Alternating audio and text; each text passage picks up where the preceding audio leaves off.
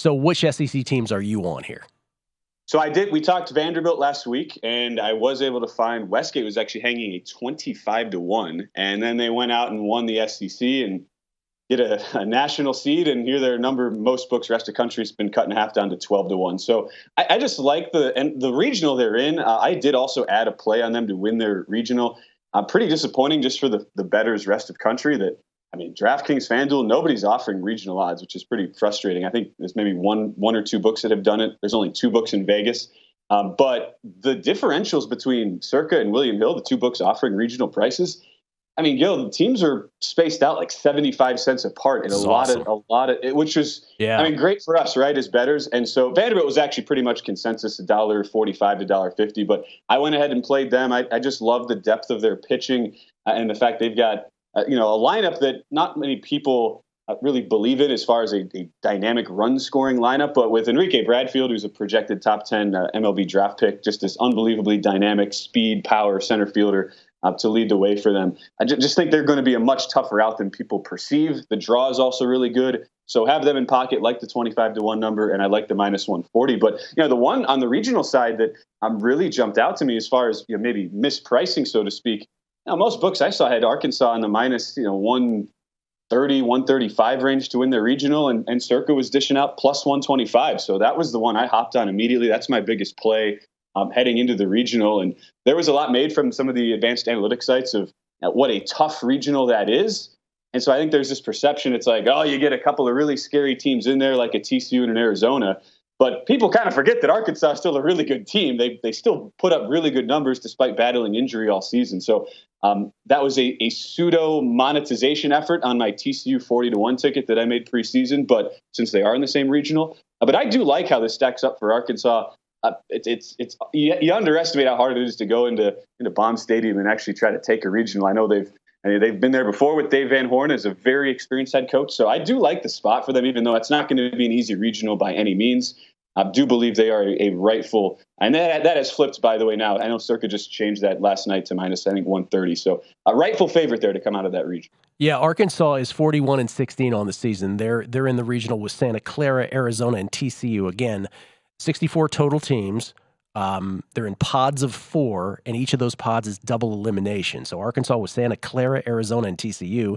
And in the case of Vanderbilt, who you mentioned before, that they're in with Eastern Illinois, Xavier, and Oregon in their little pod. And the regionals will eventually lead to the super regionals, which will lead to the College World Series, which is its own funky little bracket, which is really sort of difficult to even explain without a visual once we get there. But this looks like a standard bracket at this point. Just know that it's double elimination. So the games begin today. You do have a play here?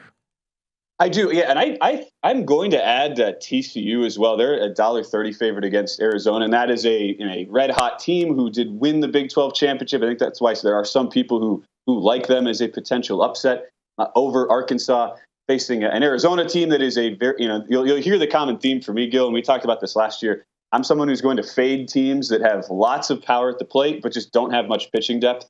And Arizona does fit the bill. A team that can, they have so many guys who can hit for tons of power, but I'm just not a real believer. They've gotten some interest in the futures market. I just don't believe in their pitching staff. So I have not added TCU yet. I'm going to. Minus 130 is the best number right now. And the one I like for today. So we talked about this last week. I was really tempted to come into this regional setting and fade LSU. And then the committee went out and gave LSU about as good of a draw as you could ask for. Yes, I mean, Tulane is literally a team drawing dead. Their team went 18-40 this year. Yeah. And look, there's been, Fresno State in 2008 is the great example of 4 seed who it wasn't that good and got hot and went to the College World Series. But Tulane is not going to win. They might win. They might beat Sam Houston if they're fortunate. But you get Tulane, who's pretty much drawing dead in that regional. And Sam Houston was the team who won the WAC tournament. I called a lot of those tournament games last week.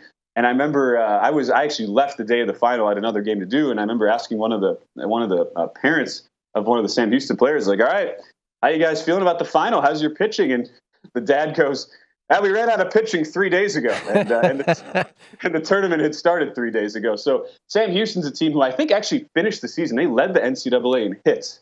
They were down 9-0 in their conference tournament title game and came back and won like a cajillion to 12 or something. So they're the classic team that once you face a step up in competition is going to struggle, even though they can score a ton of runs at the plate. They just don't have the arms at all. And so against Oregon State, who I would have made at least a $2 favorite in their first meeting here, Gill, that's the 2-3 matchup. I will happily take the Beavers. That's minus 166 was the number I had. So you are laying the chalk with Oregon State against Sam Houston. Yeah. Okay. I was really,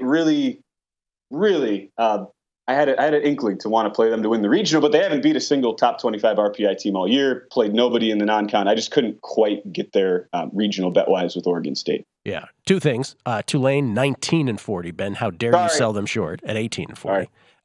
The other thing, and this is, we say this about Major League Baseball as well, that if, this team slips into the postseason, especially in a short series, they have the starting pitching lines up beautifully, and then they can perhaps send their fourth and fifth starters into the bullpen. It becomes this sort of perceived advantage that they might have if they can slip into the postseason. So we talk about that in Major League Baseball all the time. And in the College World Series, it is something akin to that as well. And you were alluding to that earlier. I remember with our Ole Miss run last year, that it wasn't just the sort of consistent hitting. It was the fact that at least once they got to the ace or the number two man, you were in a favorable position. There's a lot of teams that have that. There are many more teams that don't. What is the team that you trust with starting pitching specifically that might be one of those sneaky teams, or what is one of the ones that is at the top of the board that you're like, they don't have the starting pitching? Right. And, even though like LSU has a pretty simple draw, and I'm not going to jump in front of that train, but they bring in this unbelievable, they went hard at the transfer portal, and Paul Skeens, who was at Air Force, throws a 99. He's a two-way player. Like the guy is just a built-in a lab college baseball player, right? Who knows how his skills will translate to the next level? But in the college game, he is the perfect player. And his numbers, people were thinking, all right, he goes from the Mountain West to the SEC. That's a big jump. And he's been one of the best players in college baseball. Unbelievable. But you look down the line, and of the let's just call the pitchers who made, say, 15 appearances or more this season. A lot of relievers were. I think there were maybe 9-10 guys on their staff. I think there were 2 who had a sub-5 ERA. And now college baseball ERAs are much higher in general. It's not like you should compare that to Major League Baseball ERAs, but there's just not many arms who I trust, especially in late leverage situational spots for Jay Johnson's team at LSU, and say, all right, let's just extrapolate forward, say, to a super regional, or assuming that if they get to the College World Series, it's just not a team I trust once you get into these situations like we saw last year, where everybody at the College World Series could mash. And it really did come down to the individual pitchers, not only your ace or 2 starters, but the guys you had, the 5, 6, 7 guys you could roll out in the pen, with how the pitch counts and everything, and how they try to protect these guys. So that is the one team I'm still concerned on. I know Matt Brown is there in Baton Rouge. He's gonna be a part of the crazy fans there. I assume they will still find a way to get out of the regional, but I would not be jumping in now with that price so short as the second favorite on the board. That is the one team I still do have concerns at. They're kind of like the equivalent of like a Tennessee last year, who had that amazing regular season and, as we know, kind of flamed out. Go to VSiN.com/subscribe to become a VSiN Pro subscriber today.